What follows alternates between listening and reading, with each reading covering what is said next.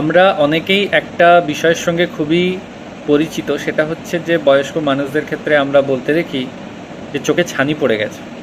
কিন্তু এই চোখে ছানি পড়া জিনিসটা আসলে কি? তার মানে কি চোখের ওপরে কি কোনো লেয়ার পড়ে যাচ্ছে? আসলে কিন্তু তা নয়।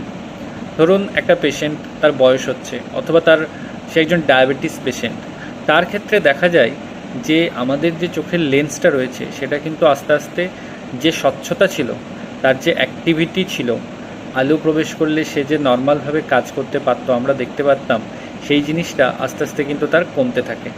সহজ ভাষায় তার যে ট্রান্সপ্যারেন্সি ছিল সেটা আস্তে আস্তে কমতে থাকে। লেন্সের এই যে স্বচ্ছতা সেটা আস্তে আস্তে কমার কারণেই দেখা যায় যে সেই পেশেন্টের দৃষ্টিশক্তির ক্ষেত্রে সমস্যা হচ্ছে, এবং এই জিনিসটাকেই আমরা বলি যে চোখে ছানি পড়েছে। তো ডাক্তারের পরিভাষায় এই ছানি পড়ার অ্যাকচুয়াল যেটা, সেটা হচ্ছে ক্যাটারাক্ট, এবং এটা একটা লেন্সের সমস্যা, এবং সেক্ষেত্রে অনেক বর্তমানে আধুনিক উন্নত অপারেশন টেকনিক বেরিয়েছে, তার মাধ্যমে এই জিনিসটা কিন্তু অনেকটাই নিরাময় সম্ভব। সুতরাং চোখের ছানি পড়াটা আসলে ক্যাটারাক্ট, এবং তার ট্রিটমেন্ট রয়েছে। এবং যদি আপনার এরকম কোনো সমস্যা হয় তাহলে অবশ্যই একজন চোখের ডাক্তারকে যত শীঘ্র পারেন দেখাতে হবে।